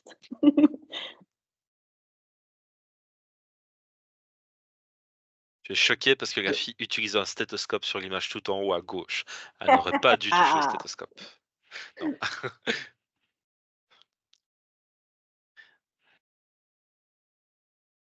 Alors, je suis italienne, mais je ne suis pas choquée par la couleur des personnages, je précise. Alors Diana dit: «J'ai peur du reveal». Dis-nous un peu, qu'est-ce que c'est? Alors, en fait, je suis tombée sur un article aujourd'hui, donc dans le soir, et je l'ai vraiment fait en, je pense, 1 heure avant ça, et je suis tombée sur un article qui disait que des universitaires américains, alors moi j'ai un souci avec toutes les universités et les noms, avaient essayé de générer avec Midjourney, je le dis bien, Midjourney, enfin voilà, tout simplement un médecin noir qui soigne des enfants blancs. Et en gros, ils ont voulu générer 300 images et jamais ils n'ont su générer un médecin noir qui soigne des enfants blancs. Et moi, j'en ai généré que 2 avec Dali et je n'ai pas su avoir non plus, je n'ai fait que 2 images, bien entendu, mais j'ai fait exactement la même demande, un médecin noir soignant des enfants blancs. Et à part peut-être la petite fille qui a un teint un petit peu plus clair que les autres enfants, on n'est pas du tout sur des enfants blancs. Par contre, l'image, quand c'est un médecin blanc qui soigne un enfant noir, aucun souci. J'ai mon image qui a été générée directement. Donc, c'est assez choquant. Et en fait, il faut savoir qu'aux États-Unis, il y a, bon, je n'ai mis qu'un article parmi tant d'autres, mais si on veut vraiment aller dans le sujet, c'est un problème au niveau des soins de santé pour les personnes donc racisées en général. Et aux États-Unis, ben, grosse communauté noire, donc c'est peut-être eux qui vont être plus touchés au départ. Mais il faut savoir que la première chose, ben ici, ils ont voulu en fait montrer les problèmes des IA dans les soins de santé. Et notamment, ben, il y a une grosse affaire d'IA où en fait vous avez un genre de chatbot aussi avec vos soucis de santé. Et quand vous êtes une personne noire, on prend moins en compte en fait votre gravité pour vous faire soigner. Donc vous n'êtes pas pris en charge, vous êtes pris en charge moins rapidement déjà qu'une personne blanche, suite à plein de critères. Alors je me souviens plus de tous les critères, mais c'était quand même assez affolant. Vous mettez soins de santé, IA États-Unis, vous tombez dessus. Et donc ça montre une partie des IA racistes. Et bien sûr, vous avez compris le sujet. Le gros sujet, c'est le racisme. Et là, en fait, il y a tellement à dire sur le racisme. Et je pense que vous avez certainement beaucoup de choses à dire dans le chat. Et vous aussi, mes chers partenaires. Mais on a des problèmes. Tu avais déjà au premier, Laurent, tu en avais déjà un petit peu pointé. Mais quand on demande, en tout cas des stéréotypes, il y en a beaucoup. Un rappeur d'office, moi j'ai une personne d'une certaine couleur qui apparaît avec un regard assez pas spécialement gentil. Bon là après il n'a pas des armes comme ta fameuse pochette que tu avais montrée. Il faut savoir que ben, je ne sais pas si vous avez remarqué, mais la femme de ménage. Alors là par contre j'ai juste dit une femme de ménage à New York et j'ai une femme racisée. Mais vous vous souvenez de la femme de ménage blanche, et j'en ai plein des femmes de ménage blanches, elles sont toujours souriantes, belles, avec des talons, etc. Et en fait, les femmes, j'en ai 4-5, hein, et je vous invite à le faire, mais les femmes de ménage racisées, ben, elles sont toujours âgées, avec un regard, j'ai l'impression que, enfin, après, le contexte, je sais pas, c'est un contexte de tristesse, de dépression, etc. Et j'ai eu quasi que ça. Je vous l'avais dit tout à l'heure, l'obésité. Et ici, enfin, l'obésité est beaucoup représentée aussi par des femmes noires. Donc voilà, si on demande une femme obèse, on a d'office des femmes noires. Et alors, ben là, c'est moi qui ai généré l'image du colorisme. Attention, je n'ai pas pu générer l'image avec ces mots parce que là, ils l'ont interdit. Mais pour représenter un petit peu l'article que Laetitia va nous expliquer, ben, j'ai tout simplement demandé les deux teintes. Et donc, Laetitia, je te laisse la parole. Si tu permets juste, avant que Oui. tu prennes la parole, parce que je viens de tester 2 fois en fait sur Dali le fait d'avoir un médecin noir. Et moi, en fait, j'y suis arrivé 2 fois. Donc, sur les Ah deux oui. que j'ai généré, mais je n'ai pas utilisé la couleur de peau, j'ai utilisé médecin africain. Et en faisant Ah médecin oui, ok. africain, en fait, là, il veut bien. Par contre, ce qui est choquant, c'est qu'absolument toutes les représentations de médecins noirs pour Dali sont barbus. Et donc, un médecin africain, pour Dali, il est automatiquement noir. Noir de peau, ouais. Donc, En plus, c'est vraiment un concept très intéressant. Ouais, complètement. On oublie que l'Afrique est un continent, en fait. Oui, C'est pas un pays, ce n'est pas la représentation d'une seule couleur. C'est réellement diversifié. Du nord au sud, au centre, il y a plein de couleurs différentes. Et ça me fait vraiment tilt quand tu tapes médecin africain et que là, tu arrives à générer un médecin noir. Donc, c'est vraiment très interpellant. Stéréotypé, une nouvelle fois. Ouais. On pourrait demander comme exercice, en fait, encore une fois, ou en tout cas comme activité créative aux personnes ici, en fait, dans GameJ, bah, tiens, là, maintenant, essayer de générer l'extrême inverse qui peut aussi coexister avec cette représentation pour un petit peu faire ici comme un projet miroir des IA, pour voir finalement toutes les réalités qui peuvent peupler une même situation. Ça peut être aussi intéressant pour après montrer que ce n'est ici qu'un aspect ici, mais pas la seule réalité qui existe. C'est sûr. Un peu comme les rappeurs, c'est souvent un homme qui est représenté, pourquoi pas une femme en fait. Et donc, d'ailleurs, il y a des idées, je pense, parce que Sandro et Diana sont là et on a plein d'idées pour le stage justement, mais on voulait justement casser ces codes en générant nous-mêmes des scènes avec les jeunes, en cassant un petit peu ces stéréotypes. Et pourquoi pas une femme, comme je pense que c'est Sandro qui avait l'idée, mais des jeunes filles en mode rappeuse avec les hommes derrière qui jouent un petit peu. Enfin, après, voilà, on reste dans des stéréotypes, mais on va un petit peu casser les codes et c'est intéressant. Et c'est vrai que c'est intéressant, Laetitia, la représentation d'office d'Africains. Parce que moi, si je dis bêtement, hein, une dame africaine au marché, j'ai toujours une femme noire qui porte, alors que là, c'est comique, moi qui porte un panier avec des fruits sur la tête. Mais oui, alors, je ne sais pas. Voilà. Alors, je ne dis pas que ça n'existe pas, mais pourquoi, en fait? Pourquoi? Et une femme marocaine, si on commence, qui s'occupe du bébé, on va directement avoir des femmes voilées, et alors avec en plus les tenues qui ne sont même plus d'époque, parce que même s'il y a encore des femmes voilées, et heureusement, on n'est plus du tout on est dans des tenues toujours très traditionnelles. Or, je ne pense pas que au quotidien, les femmes marocaines, tunisiennes, etc., voilées ou pas, utilisent des tenues traditionnelles pour allaiter leur enfant. Mais c'est tout ce qui est stéréotype, quoi. C'est comme un peu comme si on demandait faire l'accent européen. Ça n'a aucun sens, alors qu'on demande aux gens de faire l'accent africain, alors que c'est un continent aux multiples langues. Et pour revenir à la femme de ménage que tu disais qu'il ne sourit pas, c'est une vraie problématique parce que la femme noire est considérée comme colère, comme aigrise. Donc, voilà, c'est pas du tout. Il y a vraiment en tant que femme noire, un vrai sujet par rapport à ça. C'est que on en rigole même entre nous. C'est que les joueurs de foot, pour grandir ou se faire bien voir et être chouchoutés, se mettent avec des femmes blanches parce que les femmes noires sont trop dures. Oui, et les blanches, on est dociles, mais voilà. Malheureusement, pas toutes. Pas toutes pour eux.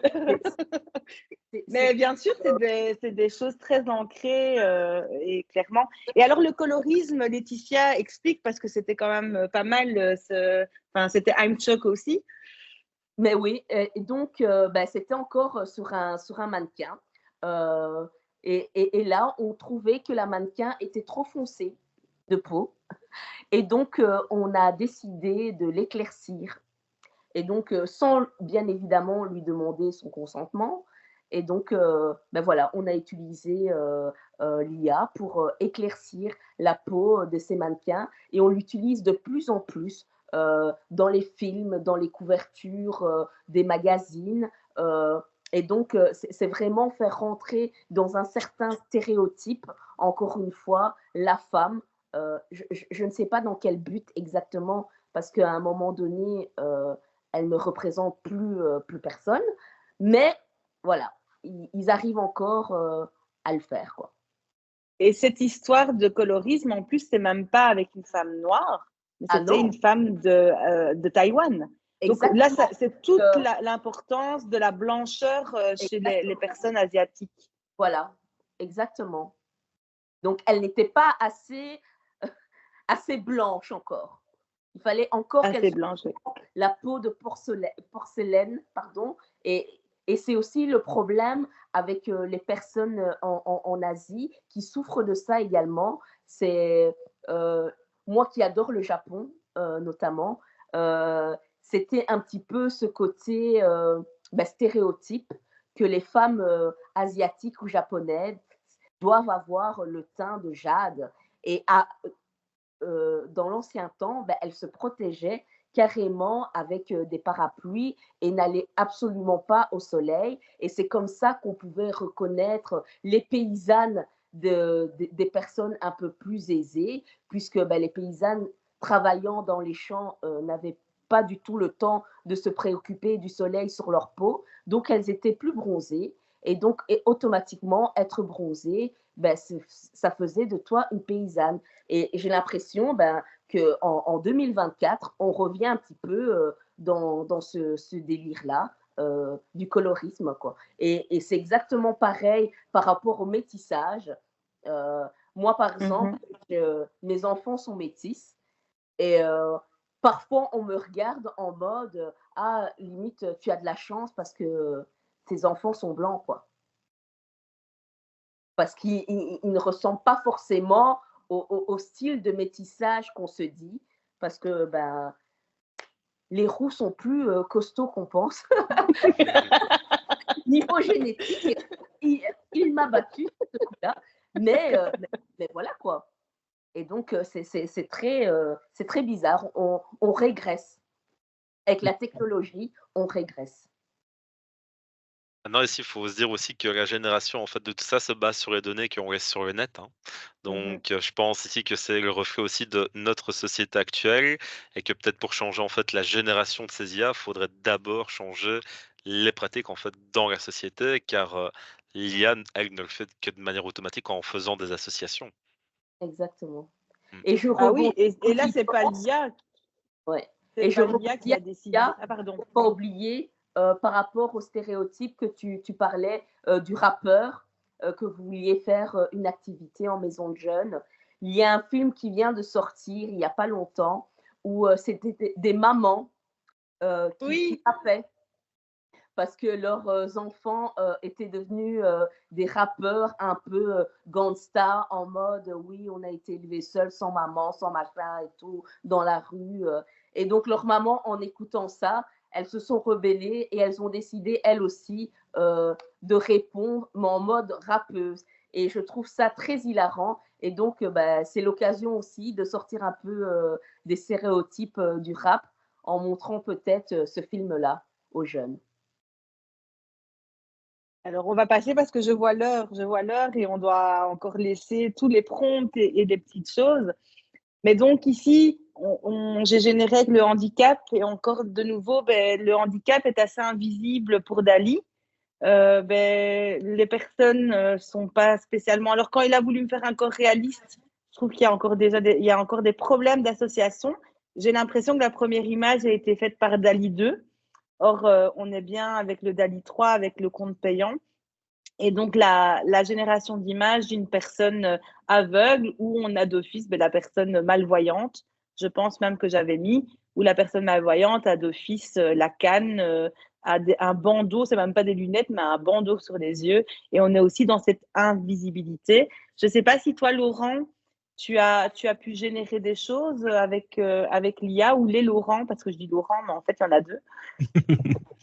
Alors, moi, au niveau de l'IA, de la représentation du handicap, c'est comme toi, en fait. Donc, c'est-à-dire que les deux handicaps qui reviennent le plus sont la chaise roulante ou les personnes aveugles avec une canne. Et j'ai aussi remarqué que sur la plupart des générations des images que j'ai faites, si je ne le précise pas, elles sont systématiquement seules. Sur l'image, Oui. il ne va pas mettre des personnes sur le côté, elles vont toujours être seules. Ouais. Ah oui, c'est vrai. J'ai jamais pensé, mais Ouais, moi, je t'avoue ici, en fait, que par définition, il y a certains handicaps qui sont déjà définis comme invisibles, donc c'est-à-dire que les représenter via une IA, en fait, c'est extrêmement compliqué. Et là, ça nous met ici plutôt ici de l'ordre de l'humain. Comment est-ce que je fais pour représenter une personne qui, par exemple, est atteinte d'autisme dans une image? Il nous manque peut-être certains codes de la communication ou du contexte pour pouvoir comprendre que cette personne, alors, est atteinte d'autisme ou d'un autre trouble qui va être considéré, entre guillemets, ici parfois comme invisible. Moi, je t'avoue que dans mes classes, en fait, on va plutôt l'utiliser pour pouvoir générer des affiches qui vont permettre de sensibiliser. Et donc, c'est-à-dire ici qu'encore une fois, c'est que veut-on faire avec l'IA? Si en fait, on se limite effectivement à ces représentations qui sont parfois ici en fait limitantes, on n'a pas en tout cas une génération ici qui va permettre de faire progresser grand chose. Par contre, c'est nous après en tant qu'humains, mais qu'est-ce qu'on fait avec ces images? Et là, en fait, c'est ma lueur d'espoir, comme je l'ai expliqué en fait bien tantôt en sûr. début, et qu'on peut aussi travailler en fait avec les MJ. Ouais. Après, Ah, ça reflète aussi un petit pardon. peu ce qu'on vit dans notre société actuelle, parce que quand on va parler à une personne de voir comment il imagine le handicap, 9 fois sur 10, en fait, c'est quelqu'un en chaise roulante. Hier, il suffit de voir les pictogrammes quand on représente le handicap, c'est quelqu'un en chaise roulante. Et c'est une discussion qu'on avait eue au niveau communal sur la représentation du handicap, de marre en fait de cette chaise roulante. Ce ne sont pas les seuls. Et pareil, si on demande de faire attention, par exemple, bêtement au déplacement sur un trottoir, on va faire attention à ce qu'il y ait assez de place pour des chaises roulantes. On ne va pas faire attention à ce qu'un aveugle puisse se déplacer tranquillement sur un trottoir parce qu'on y met des étals, des panneaux, des drapeaux, n'importe quoi, des poteaux en plein milieu du trottoir. Tant Et qu'il là, y a j'ima- 1,20 m pour faire passer la chaise roulante, tout va bien. Et là, j'imagine peut-être une activité, un prolongement à faire avec les enfants en maison de jeunes. On leur fait comprendre justement ce que tu viens d'expliciter. Et puis alors, après, le projet, c'est aller dans l'espace public et essayer peut-être en fait de voir si on peut améliorer en fait cette inclusion, ou en tout cas cette représentation, pouvoir dépasser juste ce cliché de la personne qui est handicapée et qui est soit aveugle, soit PMR, pour avoir des contacts avec les pouvoirs publics qui eux aussi soutiennent les maisons de jeunes, pour pouvoir élargir aussi le débat et l'échange. Ouais. Et ce qui est intéressant, ben, c'est que l'IA, malgré ses biais, peut déclencher plein, comme tu dis, hein, les lueurs d'espoir. Ils peuvent vraiment déclencher des débats et conscientiser les personnes sur ces thèmes donc, qu'on a mis en avant, mais j'en aurais mis d'autres après, hein, parce qu'on ne peut pas tout voir ce soir. On n'a avec 1 heure et demie et encore, on va devoir cavaler pour le reste du temps. Mais donc, c'est ça qui est chouette, c'est qu'on détourne un petit peu ces stéréotypes pour en faire quelque chose de beau avec les jeunes. De toute façon, donc voilà. Et alors, je laisse la minute, l'instant, après l'instant L, j'ai l'instant People. Laetitia, je pense que l'IA a détrôné un petit peu Marine Le Pen Et et a franchement, proposé à Aya Nakamura une chanson pour les JO. exactement. Là, ça, je pense que vous êtes conscient un peu tout le monde parce que tout le monde en parle depuis que le président Macron a demandé à Aya Nakamura de chanter à l'ouverture des JO 2024 et de faire une reprise d'Edith Piaf.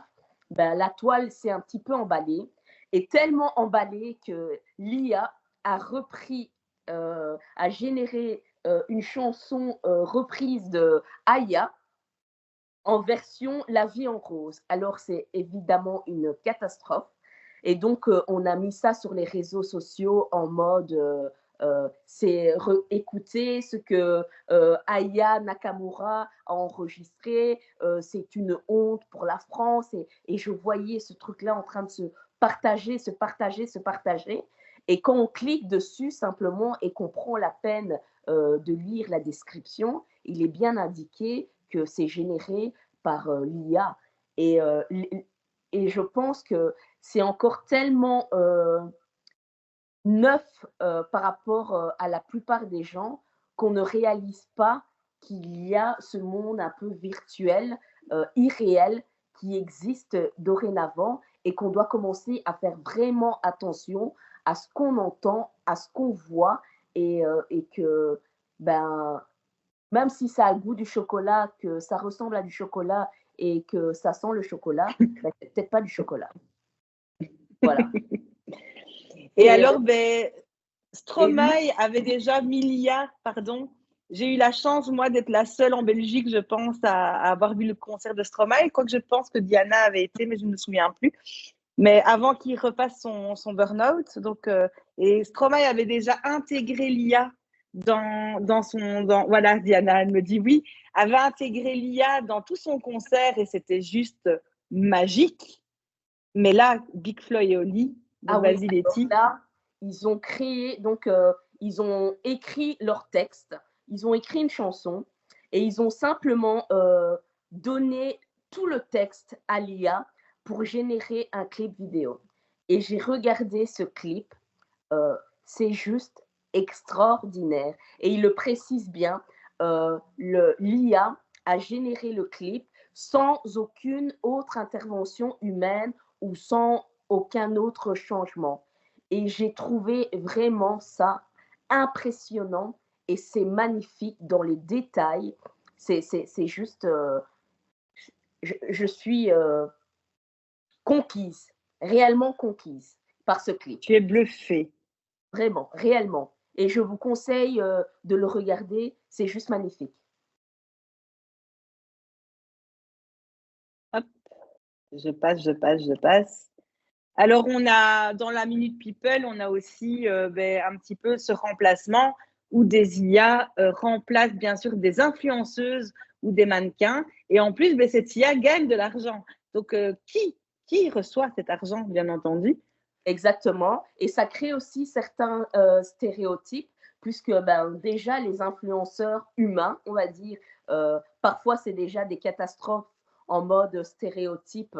Et là, on crée également d'autres personnages fictifs en ayant des modes de vie encore plus surréalistes que les vrais influenceurs. Et donc, niveau représentation, notamment pour les jeunes qui ne réalisent déjà pas que certaines choses sont fausses sur les réseaux sociaux, là, si on crée des IA vraiment perfectionnées juste pour les inciter à acheter des produits, à partir en vacances, à manger ceci, à faire du sport cela, ça devient un petit peu... je trouve ça un peu risqué et dangereux. Donc, après, les algorithmes sur les réseaux sociaux. Voilà, c'est vraiment intéressant de prendre le temps avec les jeunes pour déjà savoir quel est le vrai et le faux sur les réseaux, quoi. Et alors, on va devoir galoper. On va peut-être dépasser de 5 minutes ce webinaire, mais on va quand même demander les conseils des Laurent, parce qu'il y en a 2. On en a 2 pour le prix d'un. Pour devenir un ou une prompt en experte, parce que bien sûr, il y a notre regard, nous, d'animateurs, d'animatrices, de coordinatrices ou de coordinateurs jeunesse, et pourquoi pas d'enseignants s'il y en a ici. Et donc déjà, pour détourner tous ces biais, mais il y a aussi tout l'art du prompt, si on veut générer des choses un petit peu plus inclusives. Alors, vas-y. c'est moi qui ai fait ces slides ici. Donc, pour ça, déjà, une chose qui est intéressante, c'est que certaines personnes vendent leur travail comme prompt designer, mais en fait, ils ne seront jamais meilleurs que l'IA elle-même pour générer des prompts. C'est-à-dire qu'on peut très bien demander, que ce soit à Copilot, que ce soit à ChatGPT, quelle est la meilleure manière de créer un prompt pour obtenir ce que j'ai envie. Et donc, il va répondre pas mal, il va vous donner pas mal de suggestions et des suggestions intéressantes. Pourquoi? Puisqu'ils sont prévus pour pouvoir répondre aux questions qu'on leur pose selon les algorithmes qu'on leur a donnés. À côté de ça, il ne faut pas oublier, et ça c'est super important, que les IA sont tout sauf intelligentes. Elles sont là pour, comment dire, pour prendre un maximum de données et pour pouvoir en générer d'autres par rapport à tout ce qu'elles ont. L'avantage par rapport à un humain, c'est qu'elles le font à une vitesse qu'on n'arrivera jamais à atteindre. Alors, la première chose à faire, c'est soyez spécifique. Quand on demande quelque chose, il faut pouvoir inclure des détails visuels parce que l'IA, elle n'y arrivera pas. Si on prend la toute première image en bas à gauche, où je me suis battu avec l'IA pour réussir à la générer, à la base, je voulais avoir une femme peintre à l'époque de la Renaissance qui était en train de peindre un modèle homme. Après 20 générations, c'est ce que j'ai eu le plus, ce qui l'approchait le plus. Le problème, c'est qu'elle n'est pas en train de peindre l'homme qui est dans le lit, elle peint autre chose. Pourtant, je lui ai donné vraiment pas mal de détails. L'image qui est juste à côté de ça, je lui ai demandé dans un monde cyberpunk, représente-moi une fille des rues et un corporate. Et je l'ai fait exprès. Ce que je ne m'attendais pas, c'est qu'elle me sorte la fille des rues aussi sexy que celle-là. Là, ce n'était pas prévu. En règle générale, dans les mondes cyberpunk, pour ceux qui connaissent, ce qu'on appelle les enfants des rues sont des gens qui n'ont pas d'argent et qui sont plutôt mal habillés. Je ne m'attendais pas à ce qu'ils me sortent un punk ultra armé. Et par contre, le corporate, lui, est systématiquement en costume cravate avec des lunettes de soleil. Alors, ensuite, il faut pouvoir donner des descripteurs clairs, c'est-à-dire utiliser des adjectifs, des adverbes, pour vraiment affiner les personnages et l'environnement qu'on a autour. Si on prend les 6 images que vous voyez là, en fait, je les générais du même prompt de départ. Mon prompt de départ étant « représente-moi une femme », et après, je rajoutais les détails que je mettais. La première étant dans du steampunk à l'époque victorienne. La deuxième était une femme du futur où la nature reprenait ses droits. La troisième, c'était bêtement une femme dans une auberge qui est une serveuse. La quatrième, dans un post-apocalyptique. La cinquième, je lui ai demandé une femme robot dans un vaisseau spatial. Là, par contre, il est quand même allé très fort au niveau du côté sexy. Et la dernière, je lui ai demandé une femme préhistorique en habit de peau. Et voilà comment on y arriver. Mais le prompt de départ est toujours le même. Ensuite, il faut pouvoir le structurer, le prompt. Parce que si on ne lui demande pas les choses dans un sens qu'il est capable de comprendre, c'est-à-dire au début demander ce qu'on veut précisément, hein, est-ce qu'on veut une femme, est-ce qu'on veut un paysage. Ensuite, ce qui va arriver en milieu, c'est ce qui arrive en arrière-plan. Et après seulement l'ambiance qu'on veut y mettre. Si on ne respecte pas ça, on ne va jamais y arriver. Alors ici, j'ai voulu représenter une femme qui écrivait un prompt sur un ordinateur. Bon, au final, on voit qu'elle fait du code vaguement. Ceci dit, j'étais quand même très content parce que pour une fois, j'ai une femme noire. Il ne m'a pas sorti une femme blanche, ce qui est assez rare, parce que ça, je l'ai eu du premier coup. Ah oui. Ouais. Mais donc, voilà, l'ordre du prompt est ultra important. Alors, ici, c'est l'inclusion et la diversité. Il faut savoir que, par défaut, jusqu'il n'y a pas très longtemps, il n'aurait sorti que des personnes blanches. Et si j'ai choisi 5 personnes, je l'ai fait exprès. Parce que je voulais qu'il me rentre, qu'il me représente 5 personnes style impressionniste au niveau d'une peinture. Et je voulais qu'elles soient de genres variés et d'ethnies variées. On remarquera quand même qu'il y a 3 fois plus de blancs que de personnes racisées. Il y a près d'une fois et demie de plus d'hommes que de femmes. Hein, il ne m'a pas jamais proposé, je l'ai régénéré plusieurs fois parce qu'il m'a fait des horreurs aussi. Donc voilà. Et pour bien montrer la différence, une nouvelle fois, c'était la remarque que je faisais tout à l'heure avec les médecins, les hommes sont barbus. Ah oui. Oui. Mais c'est quelque chose que Dali fait très très souvent. Et c'est les femmes qui sont racisées. Ouais. Oui. Ouais, très souvent aussi. Et les femmes sont minces. Enfin, si on va loin. Il m'a au moins mis des hommes d'âge différents parce qu'en général, il va plutôt représenter des hommes qui sont autour de 30-40 ans aussi. Là, sans que je lui demande, il l'a fait lui-même. Alors, comme je l'expliquais pour l'image suivante, je suis parti d'un seul même prompt, donc j'ai fait exprès de remettre les mêmes images, les mêmes 6 images. Je suis parti d'un seul même prompt pour les créer et là, c'est le côté qui est intéressant, c'est que quand Dali crée une image, il va vous mettre en dessous toute la réflexion qu'il aurait pu avoir au niveau du prompt pour la générer et toute l'ambiance qu'il a mis. C'est ce qui m'a permis de faire ces variations différentes en partant d'un seul prompt à la base et en le modifiant après. Il y en a beaucoup qui font ça en partageant sur les réseaux sociaux. Dites: «Ah, mais testez mon prompt pour voir ce que ça donne». Je me souviens en fait d'un truc, où on générait une figurine qui était à notre image parce qu'on allait juste en fait modeler quelques petits éléments comme ça qui étaient les nôtres pour avoir le même résultat, mais avec des résultats qui changeaient par rapport à nous, en fait. Et enfin, un dernier conseil, c'est éviter les ambiguïtés. On revient sur notre histoire de nazi. Alors, je ne vous dirai pas ce que j'ai essayé de générer comme image parce que je suis allé vraiment très très loin dans ce que je lui ai demandé. Mais il n'était pas content. Et pas content du tout. Mais alors, il met quand même certaines limites techniques. Mais bon, on arrive surtout à ce que les États-Unis considèrent comme politiquement incorrect. Il va refuser de faire des nazis d'autres ethnies, voire faire des nazis tout court. Il va refuser de faire des membres du Ku Klux Klan qui sont noirs, ce qui est normal, hein, mais on pouvait le demander dans les itérations précédentes. Donc voilà. Il va aussi refuser, je reviens sur celle-ci. Pardon, excuse-moi. Non, mais t'inquiète pas, c'est pas grave. Là, c'était juste une représentation. Il va juste aussi refuser de représenter des corps nus, même de dos. Parce que ça, j'ai essayé avec mon tableau où je voulais faire que la dame peigne l'homme qu'on voyait de dos, torse nu, il me l'a refusé aussi. Donc. Mais alors, le robot peut être nu. Le robot peut être nu, c'est pas un problème, c'est un robot. Alors, pour la slide suivante, eh bien, c'est 2 représentations en fait qui démontrent l'importance d'avoir des prompts clairs et précis. Le premier prompt, donc l'image de gauche, j'ai juste demandé un chien qui joue dans un parc. On voit bien un chien qui joue dans un parc, mais déjà la première chose, c'est que même s'il est plus ou moins au centre de l'image, c'est pas un personnage principal. Le principal de mon prompt, c'est le parc. C'est ce qui prend le plus de place.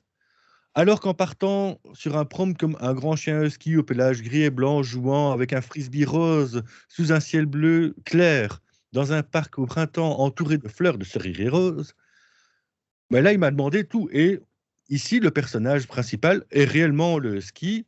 On voit même bien le frisbee. Il est un petit peu exagéré sur les sakuras. Mais bon, l'image est quand même nettement plus claire et ça me permettait d'avoir à peu près ce que je voulais au niveau de l'image. Alors, on n'arrive pas sur les biais, mais les biais qu'on a vus jusqu'ici, mais c'était pour montrer l'importance de bien structurer sa demande et que, ouais, quelquefois, les prompts, ils sont quand même assez longs pour réussir à avoir quelque chose de concluant plutôt qu'une une image floue avec un personnage qui est plutôt secondaire. Enfin, pour la suite, je vous ai mis des... Ça ne fonctionne pas, je pense. Ben si, mais ça, je sais pas, ça s'est bloqué. Ah voilà. Alors. Excusez-moi, c'est celui-là. Hein. Oui, c'est celui-là. Des exemples de prompts inclusifs. Et les premiers prompts que j'ai sortis, ça a été super compliqué. Je voulais une représentation des métiers, donc j'ai demandé à ChatGPT pour DALL-E de me générer des métiers qui pouvaient être exercés par des hommes et des femmes, en incluant des pompiers, des policiers, des mécaniciens, des ingénieurs et des médecins, des infirmiers. La première image qui me sort, donc celle de gauche, plus stéréotypée que ça, on ne sait pas faire. Là, on n'y arrive pas. Il y a juste la dame qui est ingénieure, mais à part ça, tout le reste, on ne sait pas faire. L'image de droite, par contre, ça fonctionne déjà un petit peu mieux.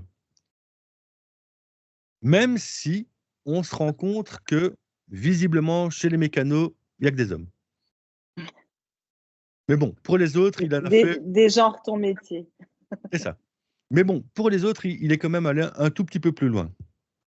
Autre exemple maintenant, j'ai demandé, et ça c'est le prompt que j'ai mis, crée-moi en 16/9. Ah oui, j'ai oublié de dire qu'il est important aussi de noter le format de l'image, si on veut des images. Donc, crée-moi une image en 16/9 d'un défilé de mode inclusif, et je l'ai noté de base, mettant en vedette des mannequins portant des tenues de haute couture. Alors, le côté inclusion, je ne sais pas où il allait le chercher, parce que moi, elles sont toutes filiformes, mais sont toutes les mêmes, en fait, sur cette image. Et je n'ai pas réussi à avoir ce que je voulais à la base, c'est-à-dire des personnes de différentes couleurs, des hommes et des femmes, des gros, des minces, peu importe. Là, ça ne fonctionnait pas. Donc, j'ai dû aller un peu plus loin. Et donc, pour la slide suivante, j'ai commencé par faire le premier prompt que j'ai fait, c'était crée-moi une image en 16/9 en mode inclusif, mettant en vedette des mannequins de toutes les tailles et de toutes les tailles, portant des tenues de haute couture, là, en incluant des personnes obèses. Jusque-là, il m'a créé cette première image. Le problème, c'est que moi, je voulais quand même encore des représentations LGBTQIA+, je voulais des hommes, je voulais tout. Donc, j'ai dû encore aller plus loin dans mon prompt pour mettre le prompt final sur lequel on arrive là maintenant, c'est-à-dire un défilé de mode mettant en vedette des mannequins de toutes les tailles, de tous les genres, y compris des obèses portant des tenues de haute couture. L'objectif est de célébrer la diversité corporelle et de remettre en question les standards de beauté traditionnels de l'industrie de la mode. Et il m'a sorti la deuxième image. Alors, elle n'est pas terrible, sont très clairs. Ceci dit, cette fois-ci, tout y est. En tout cas, tout ce que j'ai demandé, tout ce qui voulait être représenté, y était. C'est-à-dire qu'il y a des personnes obèses, il y a des hommes, il y a des personnes qu'on pourrait typer en LGBTQIA+, et il y a des femmes. Donc, pour moi, celle-là était satisfaisante, même si particulièrement moche. Voilà. Merci beaucoup, Laurent. Juste pour un dernier mot, le problème des prompts ici, c'est qu'il faut vraiment être hyper précis pour l'instant pour réussir à approcher des images qui ne sont pas des images issues de stéréotypes. Merci beaucoup. Et on va conclure parce qu'on a parlé beaucoup de génération d'images et de génération, on va dire, conversationnelle. Mais bien sûr, on peut aller dans plein de... Par rapport à ce qu'on a fait, on a des thèmes différents ici, mais on peut aussi travailler avec les voix. Quand vous allez dans Eugen, je pense que ça s'appelle, sur Canva, vous avez plein d'IA gratuites où les femmes ont souvent des voix friendly et les hommes des voix professionnelles. Donc voilà, on peut vraiment aller loin. Et alors, des thèmes, on a abordé 3 gros thèmes, on va dire le sexisme, l'homophobie et le racisme aujourd'hui, mais on peut également voir tout ce qui est éco-responsabilité, parce que là, on a fait du mal à la planète ces derniers jours, mais il faut savoir qu'un prompt, ça génère une charge de téléphone en IA. Et donc, si on... Voilà, éco-responsabilité, j'ai mis néo-esclavagisme, parce que derrière l'IA et derrière le numérique en général, il y a beaucoup... moi, j'appelle ça du nouvel esclavage. Est-ce que l'esclavage a vraiment cessé un jour? Mais il y a énormément de choses aussi à traiter. Il y a toute la question éthique des droits d'auteur. Donc, ces droits d'auteur par rapport à la génération, même si on ne peut plus prendre des portraits, même si on ne peut plus générer des tableaux existants, voilà, ça existe encore. Les fake news et tutti quanti, comme on dit chez nous. Voilà, je vais arrêter mon partage d'écran. Je voulais vous dire surtout merci. Merci d'avoir débordé. J'espère qu'on a répondu à vos attentes. Et merci, je voulais remercier Laetitia et les Laurent. Voilà, on se retrouve, les Laurent du jour. Merci pour ce superbe webinaire. C'était vraiment très chouette. C'est chouette. Ouais. Donc voilà, je vous dis au revoir à tous. Merci à vous d'avoir participé à ce webinaire. Et donc, je vous dis à tout bientôt et restez connectés pour les infos suivantes du projet.